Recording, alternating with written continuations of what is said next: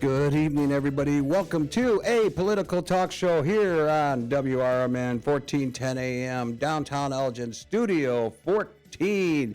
I am David Tees, and I will be your host today for talking with the candidates here on this show today. We are downtown Elgin. It's a little chilly night tonight, 37 degrees, some rain out there right now. Be careful. That's going to continue on throughout the night. We're going to have rain for about another 45 more minutes. We are going down to 37 tonight. Watch out. There'll be some areas of fog with reduced visibility and some occasional rain. Now, there might be a chance of some thunder in the morning. Yes, that's what they have projected, so I don't know what time that comes in. They have dramatically changed the weather for Friday to thunderstorms in the 70. That might be a little bit of maybe some bad storms, but the rest of the weekend looks beautiful. So if anybody wants to call in and talk to our candidate, which I'll introduce him in a little bit here, you can call us at 847-931-1410, or you could text us at 926-505-1410. No, I got that backwards. I'm sorry. 505-926-1410, or you can chime in and make a comment on YouTube Live. If you go to our WRMN app, it gets you all the navigation areas on Facebook, on YouTube, on the radio. Feel free to jump into that. It's kind of like your navigational device to go rolling around in WRMN, check everything out with us. So without further ado, let's get this started. Today, I got to get the cameras up. Today, we have Sheriff James Mendrick. He's running for governor. That's right. We have another governor candidate in here today.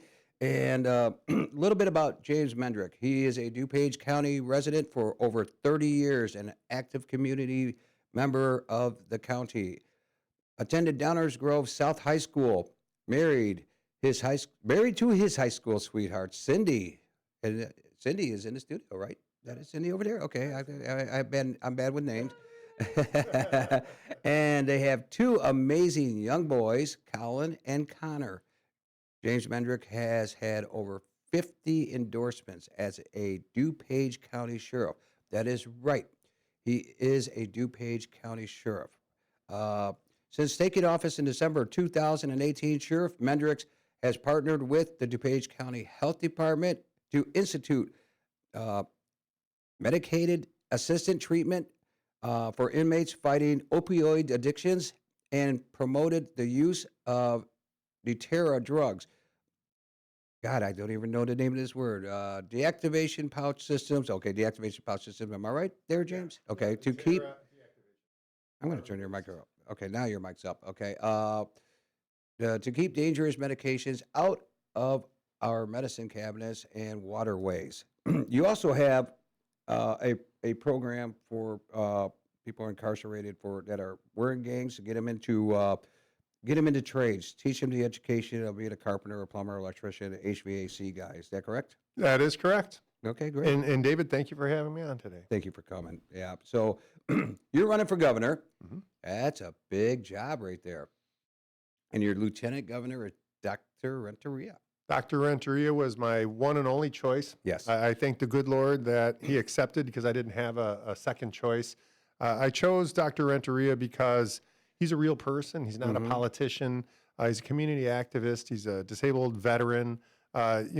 He checks all the boxes. He's the person that I would want to partner with, that I would consider the most like me. The reason that I know him is because of the Barrio to the Boardroom books that he writes, right? Mm-hmm. So we were distributing those in our correctional facility. I have the second biggest correctional facility, DuPage County in the state, and everybody liked those books. So I'll be honest with you. I only have so much time reading an actual physical book these days. I've gone to actual audio books. Yeah. But he gave me that book before I distributed it in my jail, and I figured I'd read just a couple pages, so next time I saw him, I could at least tell him, I know a little bit of this. Right. I read the whole thing in a day, and I'm like, that book was awesome because that book was basically, if I could boil Barrio to the Boardroom down into just a couple sentences, it's about, I'm going to work harder than you. Mm-hmm. If you're there at 8 o'clock, I'm going to be there at 5 o'clock. If you're taking Saturdays and Sundays off, I'm going to be there Saturdays and Sundays. And it was a story about work ethic, and I identified so much. I'm like, that is what I want to introduce into my correctional facility. And that book was so big that we were able to bring Dr. Renteria in to do talks with the inmates on several occasions. That's how I got to know him. That's how I knew he was the right person for my lieutenant governor. Mm-hmm. And he's everywhere. I see him. Yeah. I saw him last night at the KGOP He's the meeting. Energizer Bunny. Yeah, he's always on all cylinders, running around. Amazing guy, amazing story. But back to you. How long have you been a DuPage County sheriff? So, here's a funny thing. So I tell people, and I'm not afraid to say this, I believe in God. God puts us where we're meant to be. Never planned on being the police. I was an artist, a sculptor, ceramics teacher. I was into marketing, advertisement, photography, and literature. That's what I went to college for. But as we find out sometimes, life doesn't turn out the way we want. As soon as I graduated with the degree with those credentials, everything went computer graphics. My dad was a police chief in Oak Park. He's like, hey, son, why don't you start applying to police departments? And then I was, at the time, my stopgap job was actually off of California and Chicago at a place called Romano Brothers, throwing boxes of product onto a conveyor belt to load into semi-trucks. That's Monday and midnight. My dad would pick me up, and he would, on the way home, he'd stop at these parks and say, run 15 times around that track. I'm like, why? Well, that's the power test. You have to run your mile and a half. So I did that. I applied in 1996, ended up in DuPage County Sheriff's Office. I was very successful, very lucky. I got promoted to corporal right away in 2 years, sergeant in 4. I started running the detectives as a detective commander in charge of financial crime. So the financial crime training was what was the blueprint for everything that I know now. Drug cartels, embezzlers that were embezzling billions of dollars, retail theft rings, all of these really complicated financial sticky wickets. I had to deal with that. The only difference in what we do in, like, when they find something in Minnesota is that at the end we have a judge sign a warrant. There's actually arrest and prosecution after. So I went from that to our accreditation manager, where I audited our own agency for 3 years doing the audits. Then after that, I got promoted, through the ranks from lieutenant to commander to major, canine commander. That was great. That was I love dogs. The canine stuff was fantastic. Then I went to major and administrative bureau chief and undersheriff, where I ran the budget. So between my undersheriff, chief, and sheriff time, I've run our budget for 12 years. Our budget is $80 million. Wow. I supervise 504 static employees and about 300 contractors. So I supervise 800 people. I'm the main contract writer, chief negotiator for contracts, all that kind of stuff. So I would like to say, in 12 years of running just a huge budget like that, I haven't been a dollar over my appropriation in 12 years since I've taken over. We manage that budget like it's our own checkbook. If there is a box of paper clips purchased, I have what they call a zero balance budget. Somewhere on my budget sheet will be $2.50 for a box of paper clips. Everything is on my budget. Wow, that is that you got the business sense. You're knowing about the money sensibilities of the county and how it's ran. You moved up into the ranks, and now you're the sheriff, which you were voted in for that by your citizens, your voters, and all that stuff. So, but one of the things about it is, what impresses me a lot about you is just not having people sitting in jail doing anything. Especially, it doesn't matter a drug addict, a gang member, car thief, robber. You have a program which really amazed me the most about you when I heard about this a while ago, as to how you're trying to change the culture of being in prison in a county jail to actually educate, to get them out there to become members of of the community by getting them involved into education, into trade schools, to be able to prepare them to go out in society when they get out and actually get away from the life of crime. You're actually providing a second chance to these people instead of just being released with no hope in the future, because they're going to go back to doing what they're doing. and I heard it's very, very extremely successful. You also have inside of there if I'm wrong, tell me if I'm wrong, but you also have a program where you can remove tattoos from Hmm. gang members. We do. And somebody did tell me that you have a relocation program for them. We If they, do. yeah, I mean, this is amazing stuff because not only are you good at working the books, which our next governor is going to have to work on in the state of Illinois, Yeah. you're also out there of reform, education, giving second chances, and to me, that's great leadership, in my Thank you. opinion. You're doing an amazing job. You actually have I'm sure a lot of other counties looking at your program trying to duplicate it. So we do, and it's funny you use that word second chance because in Cook County there is a program they call it Second Chance. So, Hmm. obviously there's a lot of votes in Chicago, a lot of votes in Cook County, so we have to come out perpetually into this Right. area. So when we do, they talk about, and that's what I get asked by a lot of the population. What are you doing for? We have Second Chance, and I'm like, first time I heard it, I'm like, okay, I haven't heard that term before. But when I looked it up, it is a rehabilitative measure, but it is such a fraction of what we do in DuPage County. So 80% of the people who come into my correctional, and mind you, I have the second biggest correctional facility in this state. Wow. 80% of our people come in high on substance, heroin, fentanyl, alcohol, a mixture of. They have things called Tucci, which is like six drugs together, as elephant tranquilizer in it, which resists Narcan. That's a bad one. But we deal with that. So we do full drug detox, drug recovery, medicated assisted treatment, Suboxone, methadone. I got one-on-one psych care, which even with good insurance, you can't get everyday one-on-one psych care Right. anywhere that I know of other than a correctional facility. Go figure. But when they closed down all the mental health facilities, we became the recipient of these people. Everyone says divert people from the jail. Well, where are you going to divert them to? They got bond court. Yeah. Where are they going to go? Right. So no, they have to come to a correctional facility. So we need to evolve our game and meet that challenge. So after we do the drug recovery and the detoxification, because half the people, 80% coming on substance, but half of them are self-medicating for mental health issues. Right. So I have to peel off an addiction, and that takes about a good 30 days. And it's a real challenge. Drug addictions is hard. These people who come in and say that I'd rather be kicked to death than have to go through withdrawal because it feels like you're dying over and over and over again. That's how they describe it. So we have learned to be empathetic to this. They're a correctional facility. The punitive part is that you can't leave. Right. So we're going to correct your behavior. That's our goal. So what we do is we do the drug recovery, peel that off. Now I can properly diagnose you. Until I take care of that 30-day detox, it masks your mental health issues. They exacerbate each other. So then we have the psych services.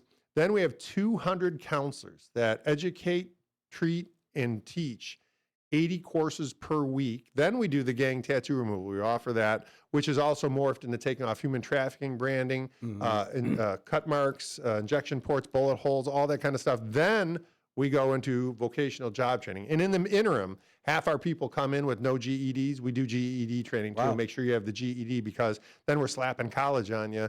Then we're slapping trades on you. Yeah. Then you got, we have virtual reality welding, 3 types. We have outdoor horticulture, indoor hydroponics, small engine repair, tiling, drywalling, sanitation.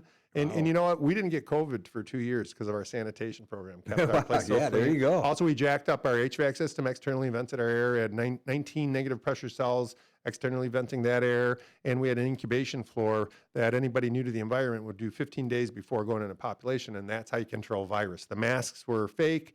They're solutions to fighting virus.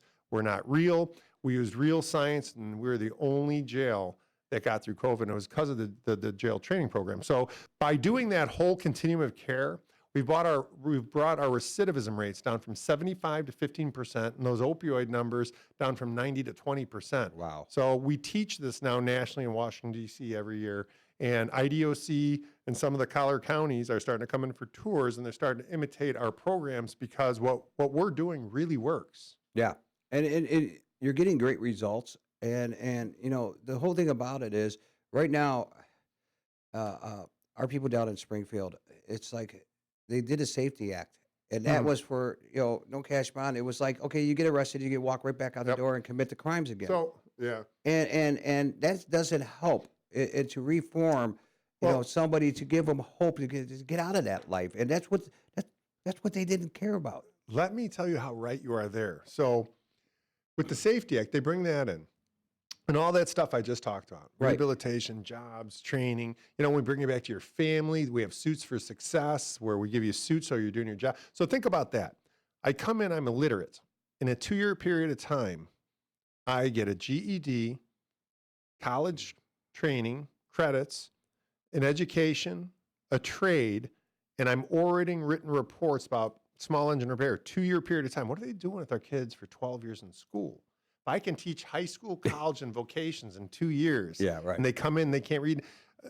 I mean, it's ridiculous where Right. our society is and why. It's interesting that a correctional system ends up filling the gaps for mental health and education. Hmm. Yeah, I know. It's kind of ironic, isn't it? But they're dealing with not developed minds as they start out in school. But I get what you're saying. So, with your success story here, or what you're doing at DuPage County Jail, uh, when you become governor, are you going, because they're not doing it in prisons, the big prisons, the big stuff. Do you plan on taking that platform that you worked on and are very passionate about and try to expand it into the state prisons? Because we're talking about, if they say that it's supposed to be a rehabilitation center, a correctional facility. You're supposed to correct the bad guys, but if they get released and they have no correction.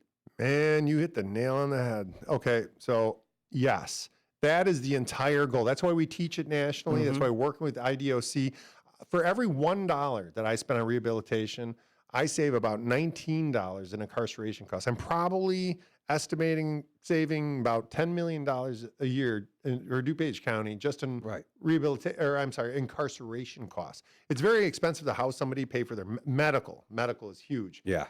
So yeah, by doing this, we're saving a huge cost. I could replicate this. There's 92 jails, correctional facilities Hmm. in this state. I could replicate this across, and we could reform the entirety of criminal justice in Illinois. That is my pie in the sky. And what would that bring to the state of Illinois? Lower crime. Lower crime, probably about 200 million in taxpayer revenue being saved for incarceration costs.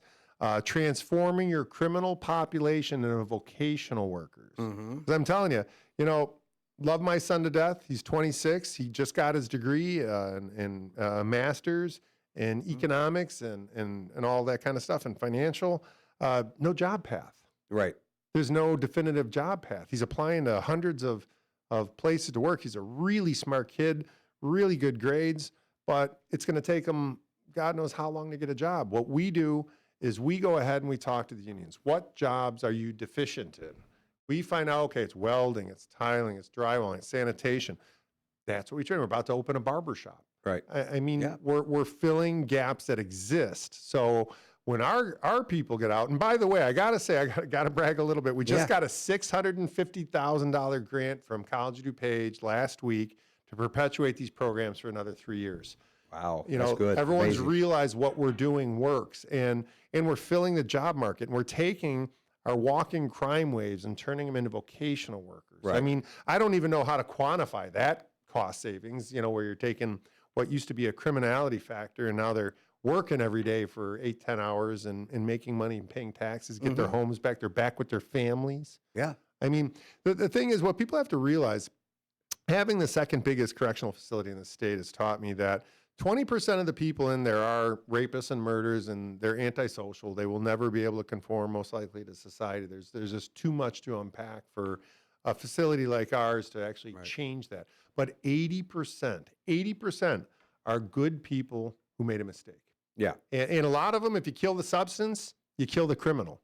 People are doing things. We have people all the time that in the morning, they're like, I didn't beat my wife. You're lying. Prove it. We have to show them pictures and reports that, yeah, you had a blackout.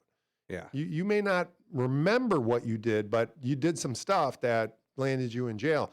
And we've realized that those people, if you fix their substance problem, it totally eliminates any criminality. Right. And one of the things about it is your leadership doing all what you're doing right now and trying to if you get when you become the governor, you incorporate it into prisons. Okay, so this is what you're doing. You're reducing crime because now you're making people out there working and not making them, but getting out there to work and have jobs, become a member of society, and getting away from crime. Now you don't have them coming back, so you're saving money for the taxpayers because Hmm. now we're getting less and less. You're also creating a great revenue base because you're making them taxpayers. They're Right. going to have a job in Texas. They're going to come out of their paycheck. Hmm. They're going to end up buying a house one day, I and get videos. That's one of my favorites. Is look, the first house I bought. They're yeah, taking a video of their house. It's like, you know what? It's God's work. right. It's God's work. But it also has a lot to with them participating and wanting that chance to get out of there, and you It give has to them be the voluntary. I encouragement. can't make them. Right, and you give them the encouragement, and people find out in the prison that hey, this is working for me. My brother was just in here, did the program, and he got out. Well, why are you in here? Because I'm dumb. Maybe. Well, they said, like you said, it was a mistake. But other than that, think about it. You're giving people the second chance, but you're also putting money back into the economy when they Yes, get jobs. And without a doubt. we need less criminals and more taxpayers. And with the borders being closed, we're going to start seeing sharp reductions of heroin and fentanyl, and they're going to try sneaking in. But we're going to start seeing more lives saved. We're going to see less drug addictions, and we're going to see more people feeling good about themselves when they Right. come out of your jail, and then hopefully they come out of prison like that. And it's a win-win situation to me. Absolutely, it is. And your leadership is beyond belief of what you're doing right now, and Thank that's you. what we're looking for in the state of Illinois. Because we're going to have a couple of questions when we come back from the second half of this show. And I know time is flying, but you're an amazing guy, and Thank you. you're spot on with a lot of stuff right now. And if anybody, really quickly before we go to break, can you give me your website so they can look you up on their computer or their smart device really quickly? You have your website for your campaign? So it's Mendrick, the number 4, governor, 2026.com. Yeah. So during this commercial break coming up here in a few seconds here, what I would do, folks, I would actually, and I always tell everybody, know about your candidates, know about them, make sure they're the right candidate for you. Obviously, this guy has a resume about what he's doing for society and what he's doing for the people of Illinois, just in the county of DuPage. Can you imagine if he spreads it out through the state of Illinois? I think we would be very happy with the results coming on up here. So go on your computer, go on your iPad, look up the website one more time. Mendrick, 4, the number 4, governor, 2026.com. Okay, so that is our music. Going to go to commercial here. So what we're going to do is we're going to take a little break. And what you guys can do is get up, grab that laptop, go on your computer, look him up, know everything about this guy. And then we'll get you some more contacts, how to become a part of his team, how to donate to his campaign. And we're going to ask him some questions that you're asking about. Go on YouTube, ask the questions, call in 847-931-1410. Ask this man a question. And I know you're there, and I know you're ready to ask him. So we'll be back after this break. It's David Tees, WRMN Radio, 1410 downtown Elgin.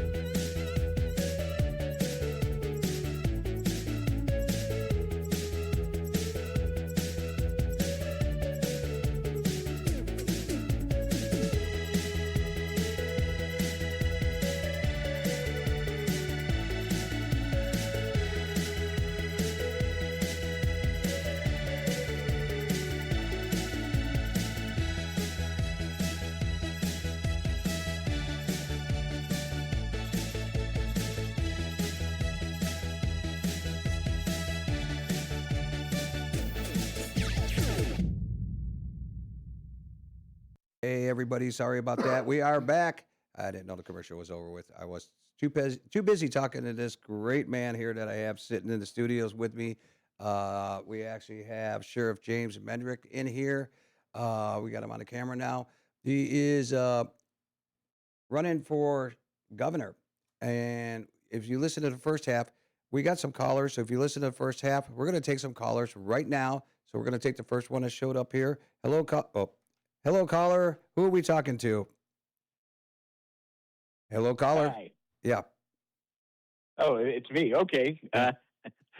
Hi. I have a question for the Oh, you got to put your, candidate. hold on a second. You got to put your headsets on, sir. That way I'm teaching them the ropes around here. And we'll get to the next caller. So hang in there. Okay, go ahead and ask him your question. Okay. I know that you're doing that wonderful program that allows inmates to be able to get their college education while they're in prison. And was he able to hear that, or should I? Yes, No, yes. I heard it. Okay. Now, my question is this: it's great that the inmates get college education, but what about us who are law-abiding citizens who just don't have enough money to be able to pay for college?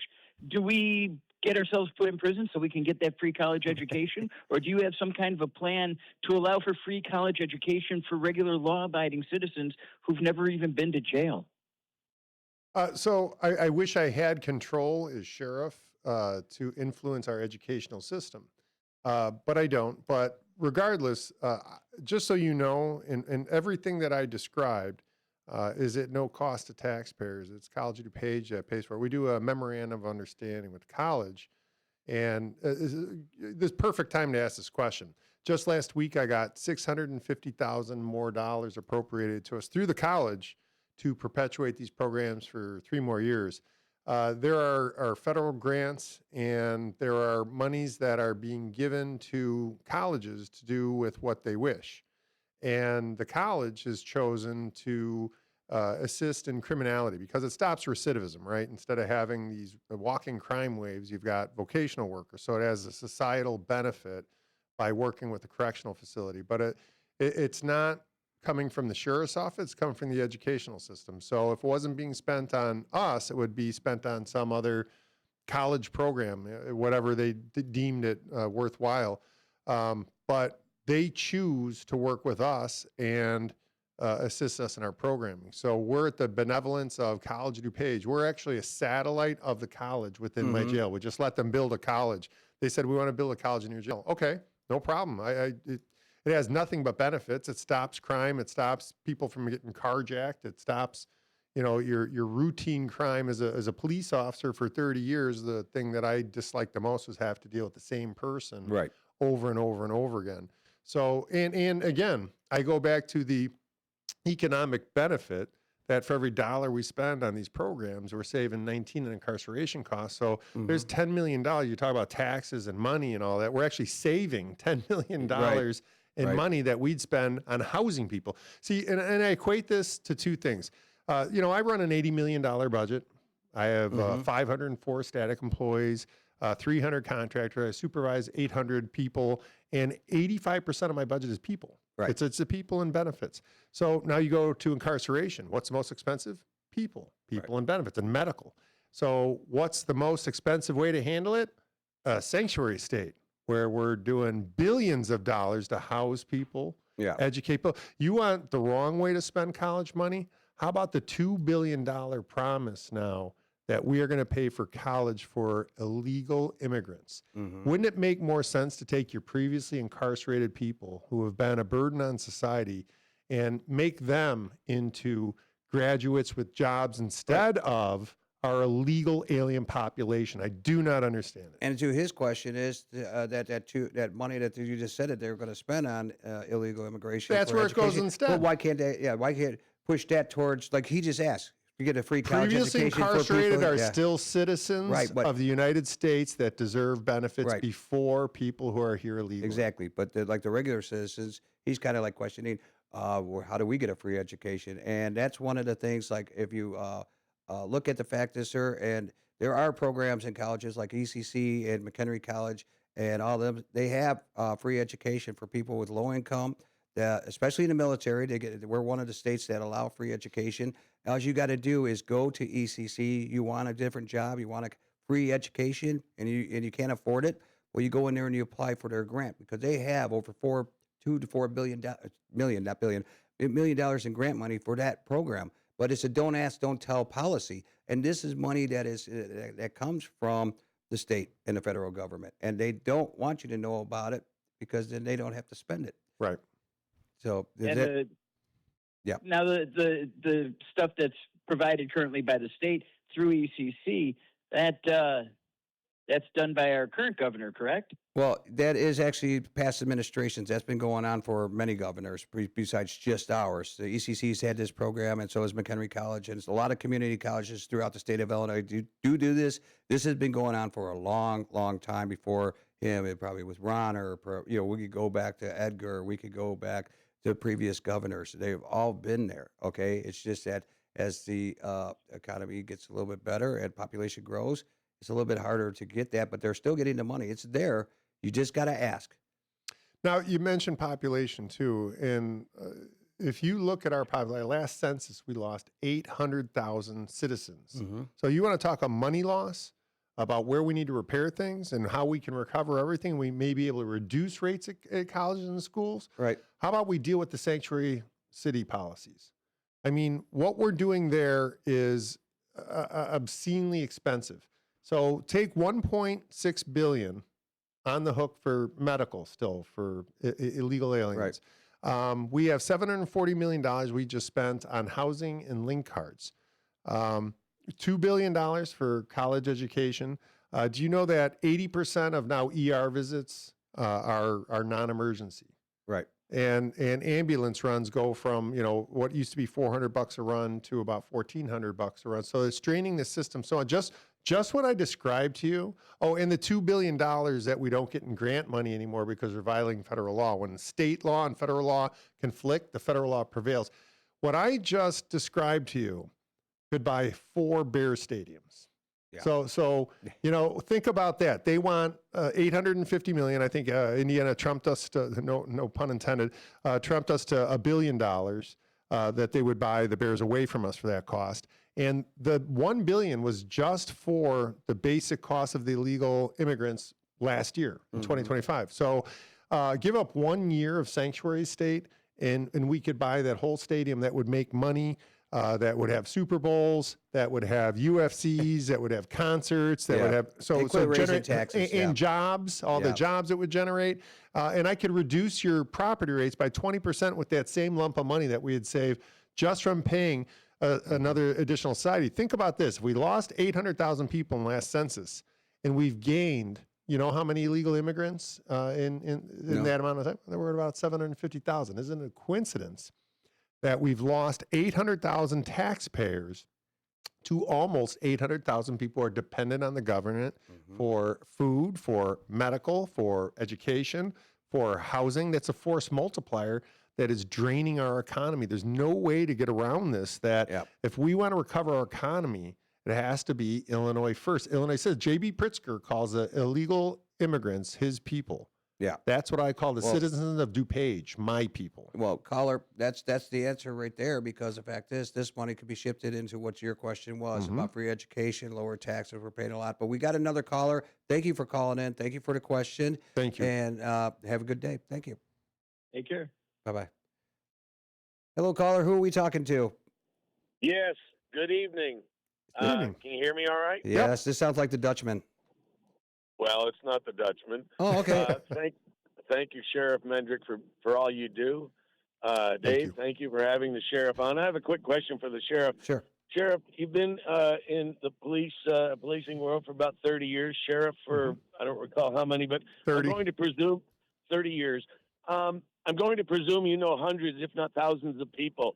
My question to you is, how did you wind up picking Robert Renteria to be your running mate? I'm really curious to hear that. If you wouldn't mind, and I can either stay on or... No, please stay on. Thank you. I'm very glad that you asked me this question. So Dr. Robert Renteria was my first and my only choice for lieutenant governor. I met him when he was a book writer, right? He ran a business. He's also a disabled veteran. He has done so much for our country, for our children.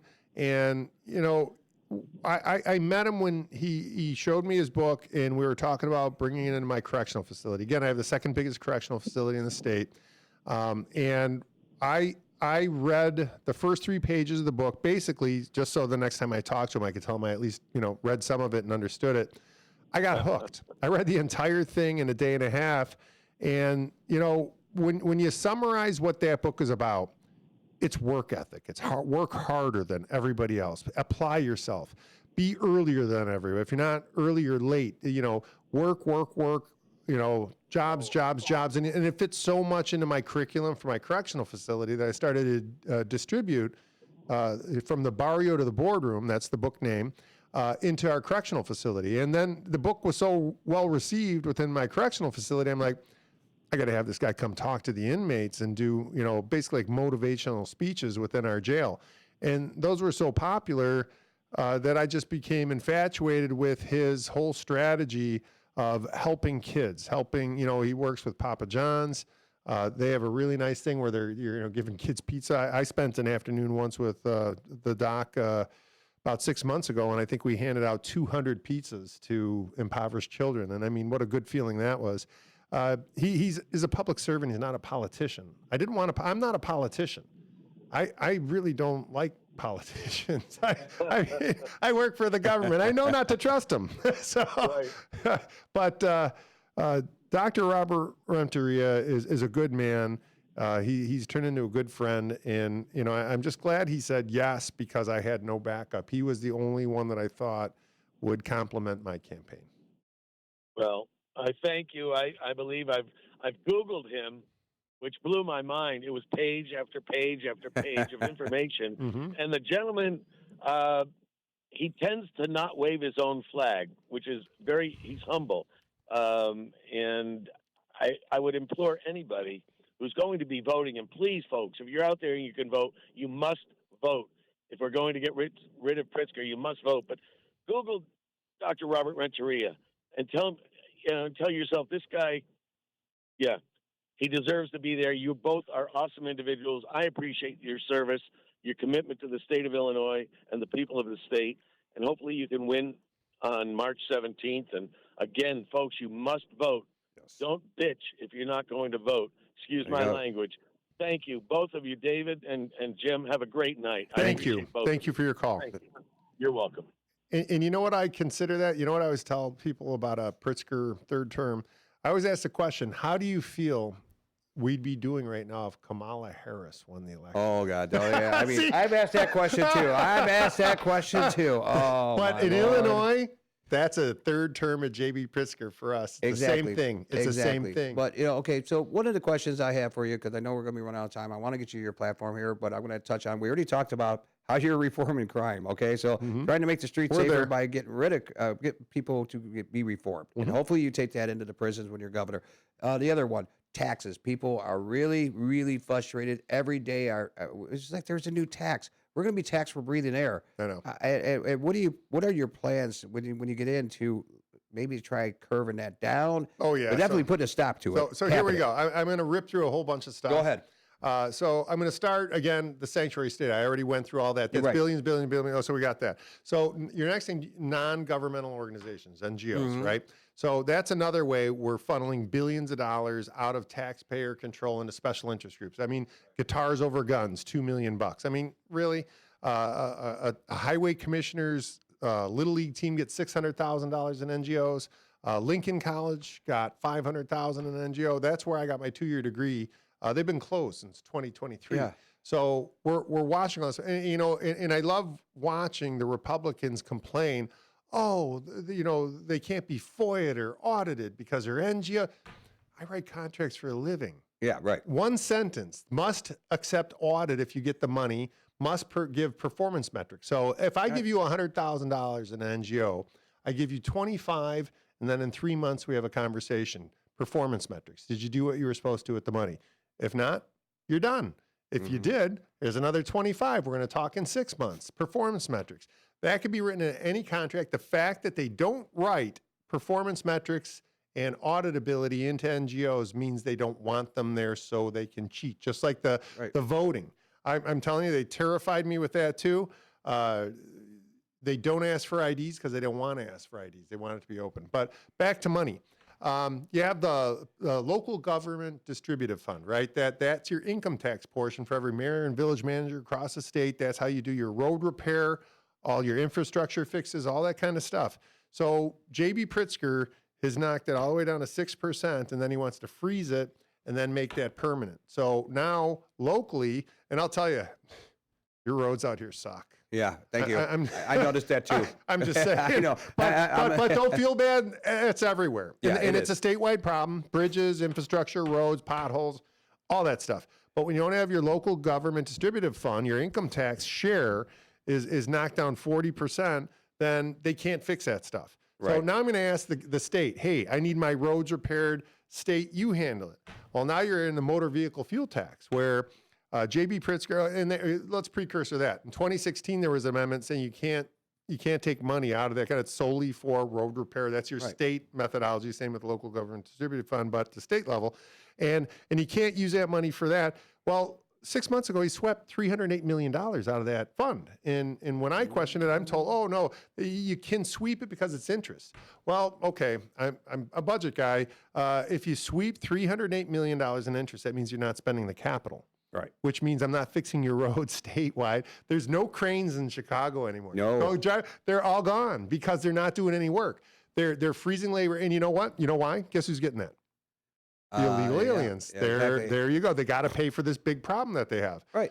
Just like you have this Pritzker thing, the Build Act that he's talking about, where I can, okay, so it restricts local government from taking any authoritative position on zoning issues with property, and it gives it to the state.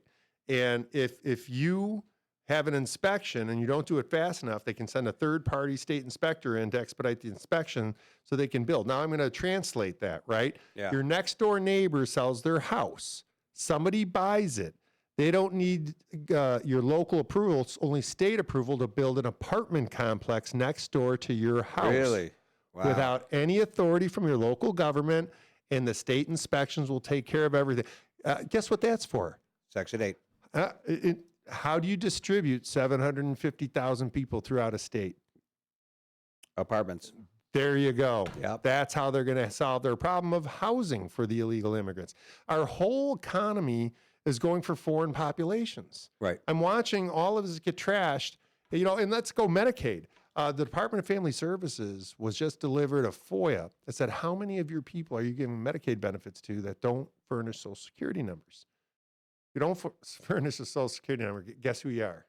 And illegal citizens.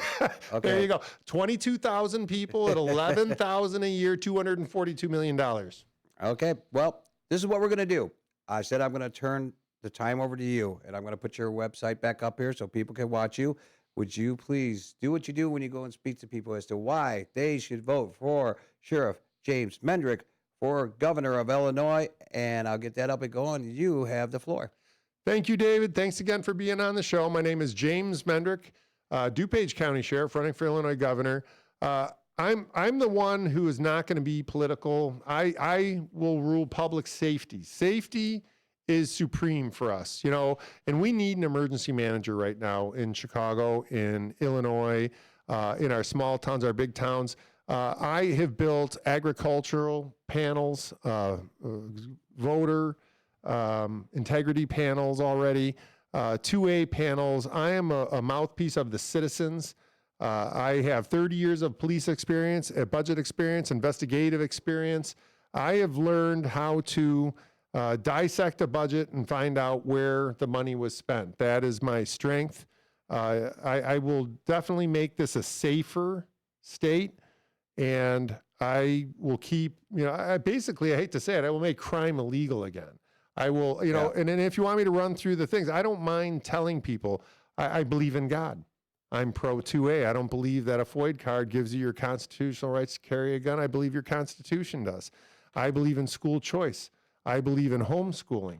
I believe that the sanctuary state is one of our biggest problems that we have and costing us more money than any other initiative we've ever seen in the state of Illinois. The Safety Act exacerbates it. I talk about all that rehabilitation, and guess what? Instead, they propose that I let people go while they're detoxing. while they're jonesing and tweaking, and they're only going to make worse decisions. The Safety Act promulgates long-term incarceration. We can fix all of this. I guess to sum it up, I will make crime illegal again, and I will be the first governor to come out of a jail instead of going into one. Wow. That's yeah, and you won't have to worry about getting pardoned, in the future. I mean, yeah, it happened to another governor, but yeah, and your website. If people want to now, listen. I keep saying this. Know about your candidate. So I suggest you go to his website, which is Mendrick, the number 4 governor 2026.com. yes, and you can get involved with his campaign. Be a volunteer. Put out signs, pass out literature, stand at polling places 100 feet away from the door, give the fish the worm. That's the best thing I always say when I ran, because those people are coming to the polling places. That's where you should have people standing out in front of the polling places 100 feet away from the door. Get to know your candidates because the polls are open. Early voting has started so you can look it up at the clerk's line, county clerk's website. You can get all of your polling areas that are open right now until the day of the election. Mail-in ballots, you could do that.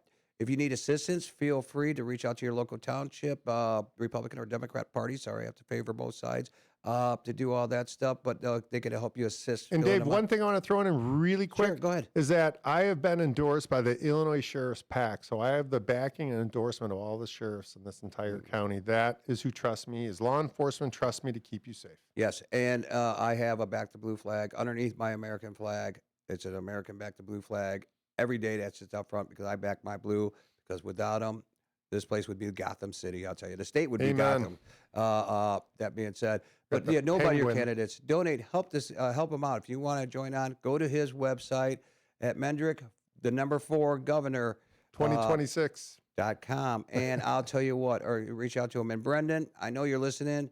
I say hi. We'll just see you in the morning, and don't forget, in the morning you got me and Susie C. It's 6:08 in the morning for the morning show. It's going to be fun. You know how we are in the morning. We're crazy. We have fun, and we want you to call in. But that being said, Brendan, if this guy when he does become governor, I'll make sure he comes onto the air, and maybe we'll bring you down here to meet this guy. He is a sheriff. He's like Chief Lowry. He cares about his county. He cares about the state of Illinois. And good luck to you, James. Thank you, David. I wish the best for you. I'm looking forward to watching this. And let's hope when you do become governor, let's hope you can save the Chicago Bears. I know I could. Yes, I know. You got plans. One law change, Yeah. one executive order, no more sanctuary state. Yeah, there you go. And the money come rolling on in. So, and thanks for the callers that called in. That asked some really good questions. It was really great. We got the website up and running. I'm going to go back to you before we go here, and you get to see us. Thank you, David. Well done.